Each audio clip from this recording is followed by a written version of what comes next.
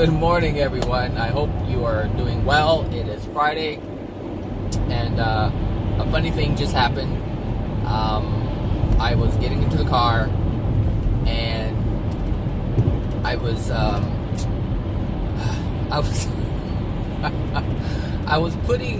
trying to open the case to my phone so I can put this little metal piece in back of it, so it in between the phone and the case, so that I can stick it on my magnets so it holds on my windshield, so I get the view that I'm getting now, or that you're seeing now on the camera, because it's wireless charging and it won't charge when that thing is there. So every day, every morning, I have to put that thing in there. Anyway, I was rushing, getting my coffee and things together, and just running a tad bit behind. So I felt, and so I get in the car. I'm looking for this little round metal thing to put in, my phone. And as I'm doing that, I'm opening the garage, and I put the car in reverse, and I'm backing up slowly. And all of a sudden, I hear this pop, like this, it just pop, and then like a spring, like someone doing, and I was like, so I stepped on the brake. I'm like, did I hit the garage? Did I not open it? And it's open, and I'm like, what is that? And I look over, and I have this racket ball with a screw hanging from the ceiling of the garage, so that I know where to stop, how far to pull in, with my car. And somehow, when I closed the door, I trapped it inside the car. So I closed it in the door, and that's the nail that was attached to the string that's attached to the ceiling. It was trying to be pulled out of the door, and so I look, and I open it, to release it, and I see that there's a scratch in the inner part of my door where the paint is, and that stuff really irritates me. I when I buy something, I try to keep it in pristine condition so it always looks new.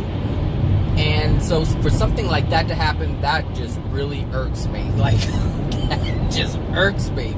So, oh my gosh. And so anyway, this is a law of attraction event.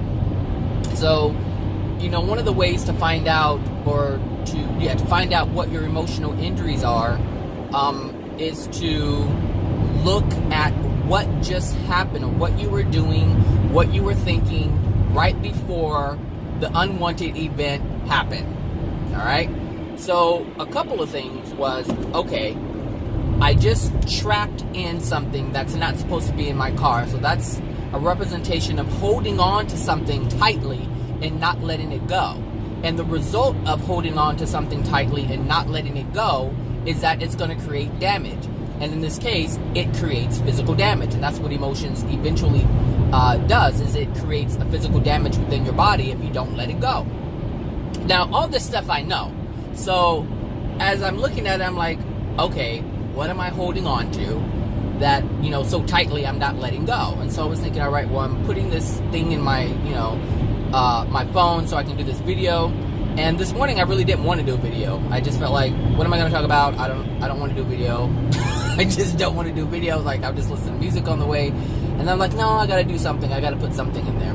And so there was a sense of pressure I was putting on myself to create a video. So I was, bouncing around with topics, and I'm thinking, well, that was like 30 minutes ago. So that may not be it. And so I was like, well, what else was I doing? And so I was, sitting, at the kitchen table, putting on my shoes and all that stuff. Since I don't wear shoes in the house, the kitchen area is the only place, you can wear shoes. And so I'm putting on my shoes and socks and all that stuff. And I'm doing some of, making coffee and doing all that. I'm like, what was I thinking? So there were some thoughts that were going on in my head, which I won't say what they are, but there were some thoughts, and I'm thinking, maybe that's what I'm holding on to. Because the thoughts that I was having weren't really about, there were some it was actually thinking back on things that have taken place, and I'm not going to assume, but it's a possibility that that's what I'm holding on to. And obviously that thought about what has taken place is something that isn't pleasant. It wasn't pleasant, but I need to let it go. But in order to let that go, I have to release it. And so this is one of the ways you can find out what emotional injuries are within your soul. And sometimes we say, well, I don't know what it is. What's the emotional injury? People look for things that are obvious and big, things that actively make them unhappy or angry. And a lot of times that's not what it is. It's something from way, way back. And we're not thinking about things that are happening, way back in our childhood. But we experience things today that are results of those things that are from our childhood. So I was just thinking, some things that have happened, in the workplaces that I've been in, and they're not like, so there were some unwanted sexual advances that were happening, and that is actually tied to the sexual advances that happened to me as a child. So those inappropriate things that adults do to children that they're not supposed to do. Now, because it felt uncomfortable when it was happening, but I never cried about it. I never released the emotion, and I never told anybody that it happened, least of all my mother. So obviously what happens, or I should say obviously what happens today as an adult is based on what happened as a child. And this is why it's so important to pay attention to your feelings. If someone did something to you in your adulthood and it made you feel uncomfortable, then that's something you have to release. And so the thing is, things like sexual advances and things like that, sexually inappropriate things in general, as adults, we simply know it mentally, intellectually as inappropriate. And that's how we see it. It's something you don't do, but we're emotionally detached from it. Now, we will say it's disgusting. We will say that that's just awful, and we will have a judgment against that action. We will have a judgment against that person, but emotionally we are not attached to it. And this is the problem. This is why it's so difficult to find out what our emotional injuries are, because we don't feel anything anymore. We have moved away from pain, and what we do is we just intellectualize it. We look at it as, this is supposed to happen, this is not supposed to happen. This is a bad thing, this needs to be punished because it's, X, Y, Z. So we're not in tune with our emotions anymore, which means we're not in tune with our soul. And that's a huge problem, which is why we keep running into the same things over and over again, because emotionally we don't get it. We just don't get it. Because we don't want to tap into the emotions of the experience. And we have to. We have to tap into the emotions of the experience. And the thing is, we've been conditioned to think that the things that let me just say this. We've been conditioned to think that the things that happen to us that happens to children. Hold on, let me rephrase this. I'm trying to merge and talk, and this is not working. Come on, let me over. The things that we have been conditioned to believe that something that happens to a child is petty if an adult claims the same thing happened to them. It's dismissed when we do that. And so we have already been conditioned to understand that it doesn't matter what we say. If something happened to us as an adult, we feel that it's like, whatever, we can handle it, be strong. And the thing is, we're not supposed to look at things that causes pain in that way. We're supposed to feel it and know that, hey, no, I don't like this happening. Which is why some children look, if we take pedophiles and children, and some of them who are perpetrated, or a pedophile who attempts to perpetrate a child, some children would say stop. I'm telling. And some children will say nothing. And the difference between these children are the emotional injuries that got passed on from their parents.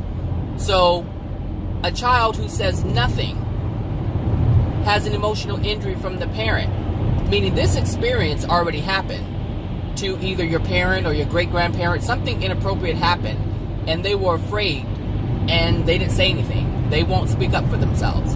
And then you have the child who will straight out say, I'm going to tell, because they know that something is being done to them inappropriately. They feel it, they don't like it, and they're letting you know, you need to stop, I'm going to tell. That's the difference between the two.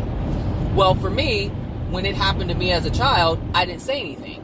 Well, what does that mean? That means that I had already taken on fears from my parents, and I don't know which one it is. I have a feeling, but I don't know which one it is for sure. But I do have a feeling, which tells me I do know. So that means I inherited that. And so this is how I will respond. And this is why we respond to, which leads me actually to the real topic that I wanted to talk about. The reason why we do not change or allow ourselves to change, the reason why we feel we can't change, the reason why we don't change, is because there's something within us that is causing our environment, meaning there's something within our soul that we inherited from our parents emotionally, and those emotions are the very thing that is causing the environment. So the environment is supporting the emotion that we have within our soul. Now, most people who live jacked up lives, meaning a life of unhappiness and pain, which is why the unhappiness is there, because of the pain. So those who live a life like that, it's very difficult for them to change, to improve their lives, I should say.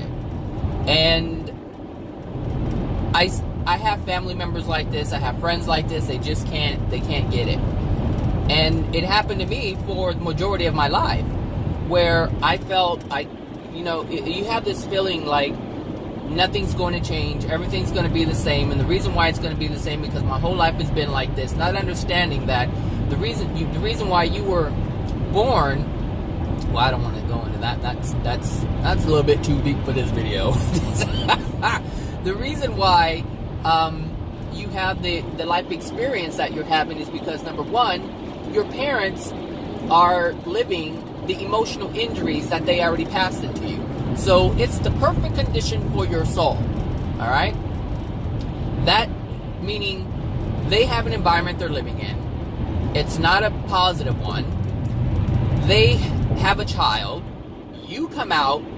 You have the same emotional injuries as your parents, which is creating their environment. So now you have a supporting environment to support the things that are within your soul. And now as you look at your experience in that environment that they have created for you, it's difficult for you to create something else because all you know is the pain and suffering and unhappiness based on the environment that they have provided for you.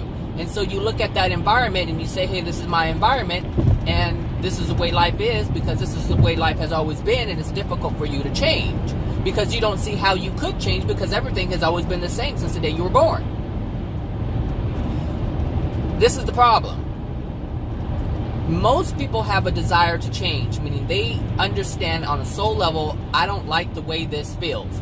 Most people say, I wish I had a different life.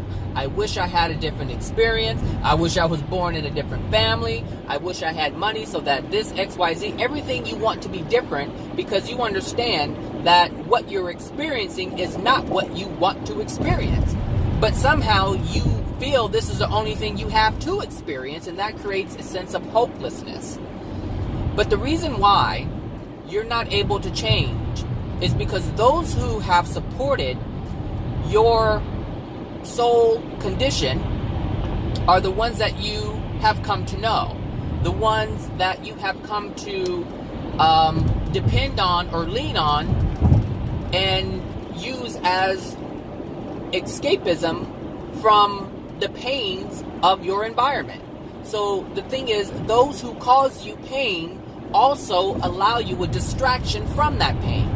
Because what they do is they, just like you, want an addiction to stop feeling the pain. So these people want an addiction to stop feeling the pain. And so this is the codependent relationship that takes place within friends and family relationship network type thing. All right? So the way to stop that is to remove yourself from the environment that's reinforcing your soul condition. Because you can't change while you're in the same condition. This is very difficult for people to do. Because the friends, or what the people you know as your, there we go. The people you know as your friends and family are supporting the degradation of your soul. They are supporting the unhappiness of your soul. They are the ones who do things to make you feel a certain way, a bad way, but at the same time, they support an addiction that you have. It looks like, sorry, I was looking behind me.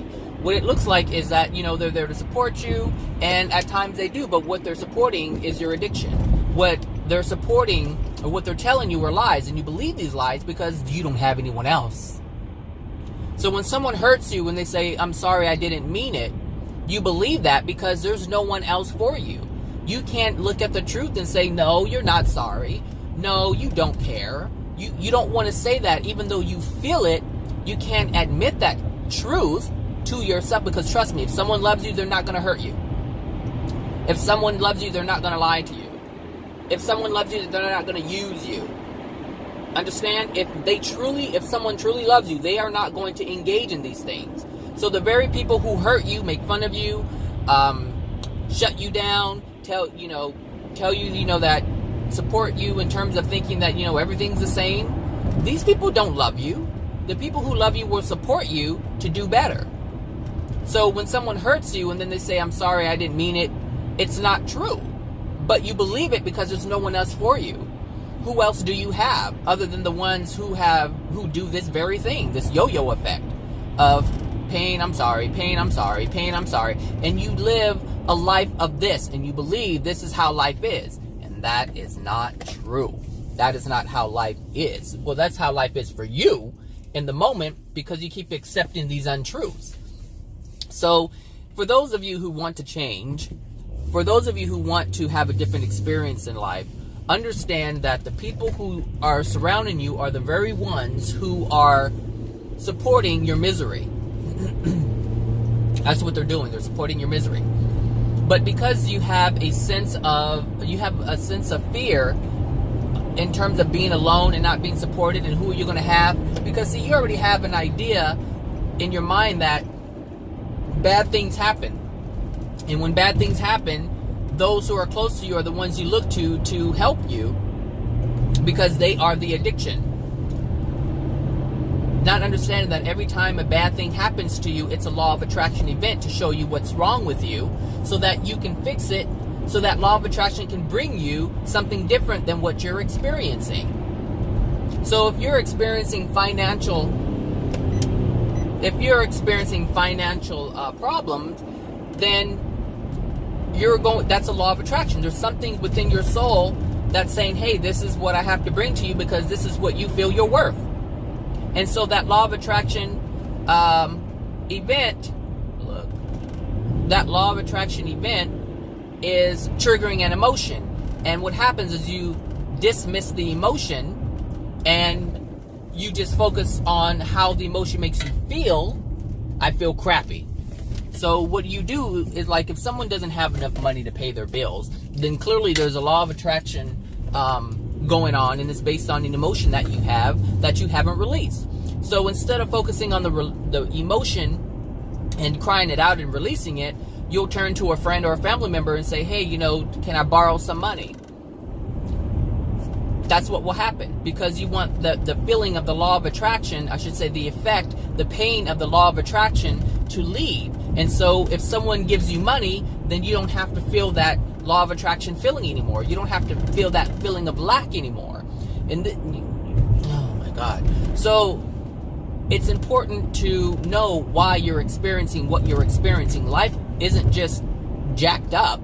Life is jacked up for you and not others, because you hold something within yourself that the others who are not struggling have. Simple. Simple, simple, simple. It's simple when you know it. I'll give you guys that. It's simple when you know it. It's confusing as hell if you don't. Hold on, I need to turn on my defroster. Because it looks like my windows are fogging up.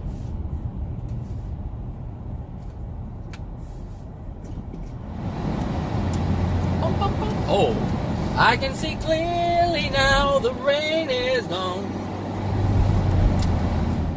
Okay, so for those of you who want to change, you're going to have to make this choice.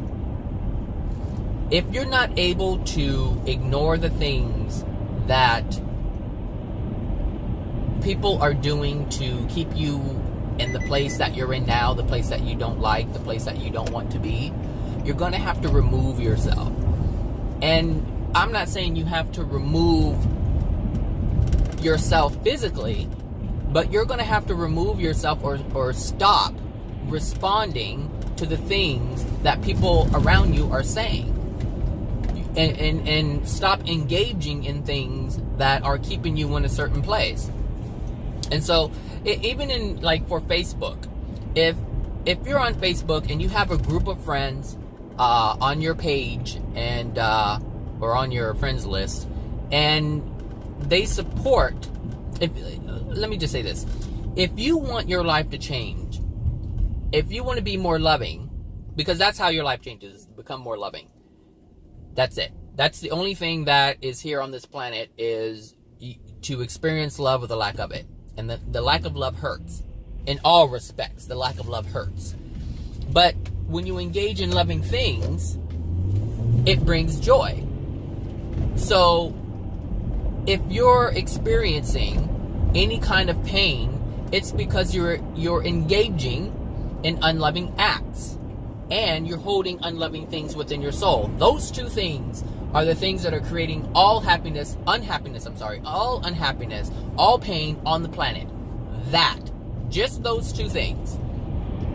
Either you're engaging in unloving acts, which is basically based on the unloving things that are within your soul. All right? So that's what you're responding to. I should say, that's where you're acting from. That's where you're creating from, is your soul. So, but the thing is, if you have unloving things within your soul, then you're going to attract certain experiences that are unloving. But if you don't want to look at those experiences, what you will do is ignore it, and that will cause you to act in an unloving way. And so therefore you reinforce the law of attraction to bring you more unloving things, and this is the cycle that people are stuck in. So if you are engaging with, say, sharing things on Facebook, if these things, and the reason why I say share, because we share the things that appeal to us, but we have to look at what appeals to us. So if we constantly share things that are, what am I looking for? If you're constantly sharing things that are degrading to others and yourself, if it's making fun of others or yourself, understand that when you make fun of someone, it's not loving. If you make fun of a kid, and that's considered bullying them. So if you're technically bullying someone else, or using someone else's misfortune to raise laughter, then you're in a pretty dark place, because that means that the things that bring you joy are things that are experiences that others experience that are painful. That's what that means. So all these memes that are going around making fun of people, the jokes and all this stuff, Like there are a whole bunch of them, whether they're pranks and you're making someone feel less than, you're making someone feel self-conscious, you're trying to embarrass them. All these things are unloving things, and if these are the things that appeal to you, then that is an indication as to where you are in your soul condition. That's how dark it is. So you're getting joy out of the suffering of someone else. That's what that means. So if this is what's happening, then you're going to have to disengage from the process. And the reason why you want to disengage from the process is because you cannot cleanse yourself if you're sitting in the cesspool of doubt, of unloving things. If you're sitting in this stagnation, because that's basically what it is stagnation. If you're sitting in that, how can you clean yourself? How can you do that? How can you improve your soul if you're engaging in the very thing that is degrading it? You can't. So you have to remove yourself from the toxicity of what's going on so that you're able to cleanse yourself. And it's going to take a while, because here's the thing, and I've noticed this in myself in terms of my transformation. In order to heal yourself, and so for me, in order for me to change, I have to stop engaging in the things that are keeping me in that place. I have to. I've tried to do both, and I can't do it. I've tried it. I've tried communicating. Oh, there we go. I tried communicating. All right, Bradley, go on and get it then. I've tried communicating with people who were involved in this and changed myself, and it's difficult. In my mind, I can do it, but actual experience, the actual experience of changing, it doesn't happen. It may happen gradually, but the process is slow. And I know this because before, there was a point where I was progressing on my own. I really wasn't engaging. And then I started engaging with people and tried to progress, and it slowed down. I realized that the progression was extremely slow. And I'm like I was progressing. It was kind of like a back and forth, like a seesaw type effect, or a tug of war. There we go, tug of war, where you gain a little bit, and then something pulls you back, and it's an awful feeling when you already know how fast you can progress, and then you're progressing at such a snail's pace. Yeah.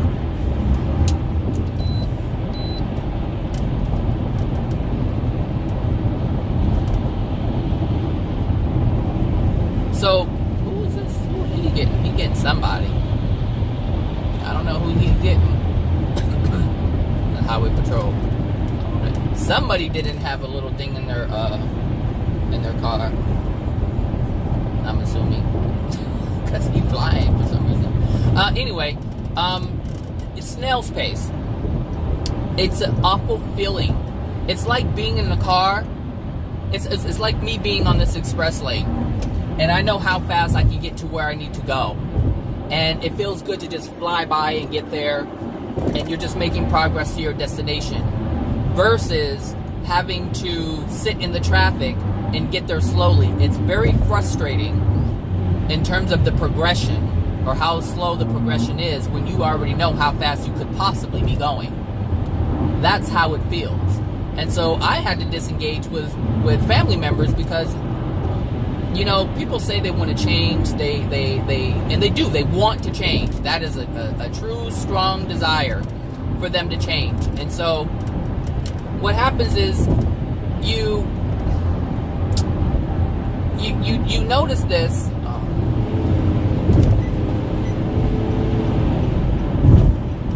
You notice this in yourself, and you wanna progress, because you know how good it feels. And let me tell you, to become more loving is such a great experience. It feels amazing.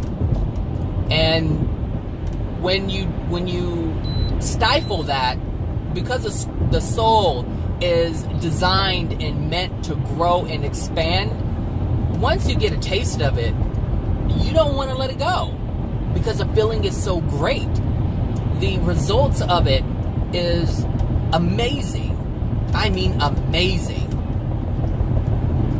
So if you want to change, you're going to have to disengage from those who are supporting your environment, who are supporting your current soul condition. And the reason why you want to leave these people alone is because you want your soul condition to change. You do not want it to stay the same. See, these highway patrols are tripping. They're tripping. I'm not going to be speeding. You know, so it's important. It's important to understand if you want to change, you're going to have to disengage from the activities that your environment is supporting. Your friends are sharing things that appeal to you. That's why you're seeing it, because it's your law of attraction.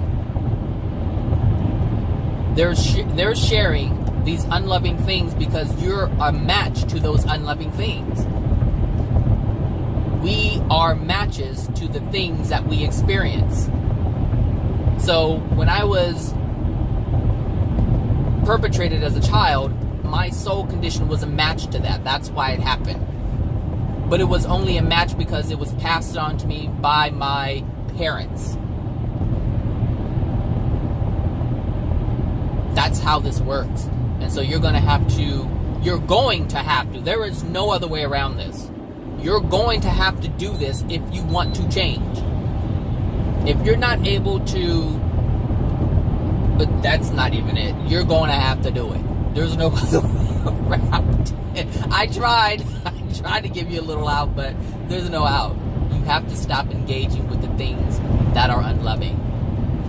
And that means you have to you have to be aware and be conscious of the things that are unloving, that are around you, in order for you to recognize that they're unloving, so that you can stop doing those things. This is why you can't stop doing those things, because you don't think that they're unloving. I know, I've been there. I've shared the jokes before. I've shared the memes that are making fun of people. I've been there, I know. And I didn't think anything was wrong with it. I just thought it was funny. But there's a reason why I thought it was funny. Because I was in alignment with thinking that people suffering is funny. And the reason why is because that is how our world is. But it's a form of denial. Why do we laugh at things that are painful? So we don't recognize that they're actually painful, because we don't want to feel the pain of what's going on in the world.